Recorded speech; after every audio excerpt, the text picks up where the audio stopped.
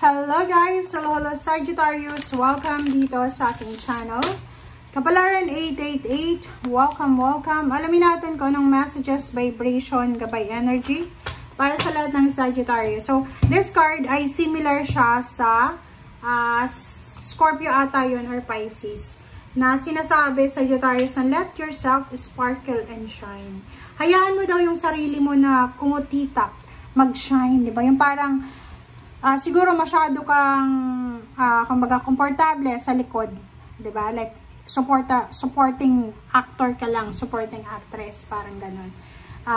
May mga kamag-anak tayo na sobrang successful or pwedeng tinutulungan natin sila para maging successful. And masaya na tayo sa likod. Yung hindi tayo nakikita sa front. Dito sinasabi na oras na para ilabas mo yung talino mo, yung wisdom. And huwag kang mag-alala kasi lahat ng plano mo, lahat ng, kumbaga, naandyan sa puso mo, once na ilabas mo kung ano yung dapat ilabas sa'yo, na talino or wisdom or knowledge or talent or strength, kusa na lang lalabas lahat-lahat. 'Di ba? So, huwag kang matakot kasi parang yung iba sa inyo dyan natatakot na ipakita kung anong alam nila. Kasi baka ma-outshine nila yung kapamilya or ma-outshine nila yung katrabaho. Parang ganun. So, huwag kang matakot. Okay? Ito yung energy na ramdam ko to nung high school ako. Diba? High school, elementary. Diba pag anak ka ng mahirap, tulad sa akin, natatakot ka na ma-outshine mo yung mga anak mayaman. Lalo sa elementary. Diba? Kahit na alam mo na tama yung sagot mo, tatanggapin mo na lang na mali yung sagot mo. Kahit na, like for example, di ba yung elementary, high school ka, and ikaw lang yung mahirap sa mga kaklase mo. Sinasabi dyan ng baraha sa'yo na yan yung pwedeng emotion mo sa ngayon, na kahit matalino ka, kahit alam mo ang lahat, dahil sa estado mo sa buhay, iniisip mo na wala kang karapatan. No. Lahat tayo dito sa mundo. Ngayon ko lang yan na-realize nung nasa 18 years old na ako. Na-realize ko lang yun na bakit ko kinimkim ang gusto kong sabihin. 'Di ba? Marami akong gustong i-express. Parang gano'n yung energy dito. But na-realize ko nung time na yun, 18 years old ako, na pag may alam ka pala, sabihin mo. Pag may talino ka, may wisdom ka, may talent ka, may strength ka, ipakita mo. Kasi sayang Sayang yan eh. Hindi mo naman yan pag-aari. Regalo yan sa'yo ng Panginoon. Yung talino mo, yung galing mo sa math, sa kung anong subject, sa science, sa English, or sa kung ano pa man, diskarte sa buhay, hindi yan galing sa'yo eh. Isinilang ka dito na may dala-dala ka na yan. Dala-dala mo na yan, biyaya yan sa'yo. So, bakit mo itatago yan na dapat nga i-showcase? Okay? So, yun. Number 4, nakikita ko sir dito na posibleng meron kang mga nararamdaman na hindi ka kontento sa sarili mo, naboboard ka sa trabaho, naboboard ka sa relationship, or maybe marami kang nararamdaman na mga anxiety or hormonal imbalances or anything na hindi maganda sa katawan na kailangan mo nang alisin. Okay? Sagittarius. Dito sinasabi ng baraha sa'yo na sa 3 of Wands ka, meron kang hinihintay. It's either promotion, salary increase, travel. Sinasabi ng baraha na once na tumigil ka sa paghihintay dito and magsettle ka lang sa kung ano yung nakikita mo sa ngayon, pwede mong pagsisihan ito. Kasi, like for example, may nag-aantay sa inyo na like for example, promotion sa trabaho. Dito lang tayo sa promotion muna.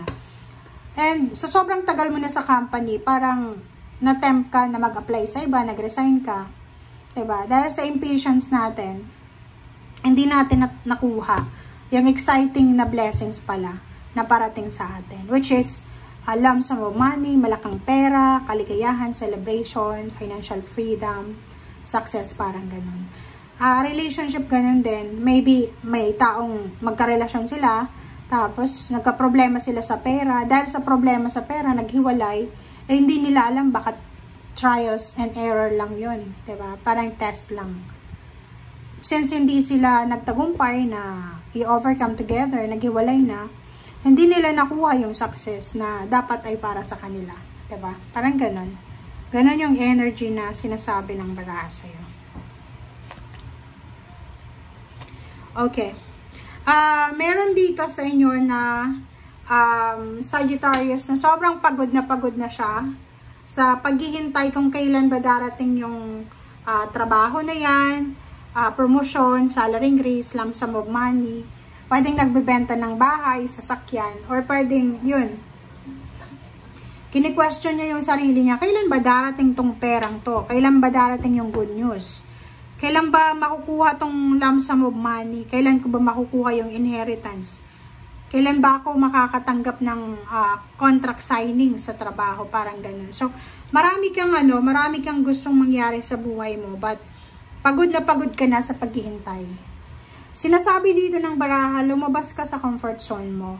Kung nasaan ka man sa ngayon, pagod na pagod ka na, magpahinga ka muna. Pero habang nagpapahinga ka, planuhin mo kung ano yung next move mo, next step, patungo doon sa kung ano yung gusto mong gawin sa buhay. 'Di ba? Kung halimbawa, pagod na pagod ka na mag-ipon ng pera kasi yung pera mo everyday, 'di ba? Hindi naman nadadagdagan, parang ganon. So, sinasabi ng baraha diyan sa iyo na kailangan mong maging patient. Kailangan mong maging patient, and para hindi ka manghinayang, kailangan magdahan-dahan tayo sa mga actions natin. Like nagalit ka lang, na-trigger ka lang, bigla kang nakipaghiwalay, 'di ba? Nawalan ka lang ng pera, bigla nang nakipag-break or bigla nang nag-resign, parang ganon. Hindi lang napagbigyan ng kanyang boss, biglang umalis, parang ganon. So, mag-iingat ka sa mga decision making mo kasi ikaw din naman ang manghihinayang. Napaka-importante yung waiting time, guys, kasi alam mo ba, pag napagtagumpayan natin yung paghihintay na yan, yung waiting time, sobrang feeling accomplished tayo, kahit wala tayong na-accomplish. Ganun ako eh. Diba yung like naghihintay ako, parang feeling ng iba, naghihintay ako sa wala. But, sa mindset ko na yan, hindi ako papayagan ng Panginoon na maghintay ng matagal kung wala siyang ibibigay sa akin. Diba? So, doon lang ako nag-stick sa power ng Panginoon, sa milagro. Doon lang ako nag-stick sa kumbaga, sa blessings niya. Siya lang yung, kumbaga, naging source of strength ko. So, sa'yo, ganun din, sinasabi ng baraha na sayang yung pagkakataon, sayang yung energy. Nakikita ko sa'yo dito, kahit anong gawin mo, parang feeling bored ka, and hindi ka kontento sa mga nangyayari sa'yo.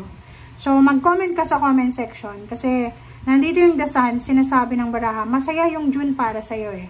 Masayang masaya, but ikaw, feeling bored and distracted ka. Hindi ko alam kung bakit. Ikaw lang yung makakasagot niyan.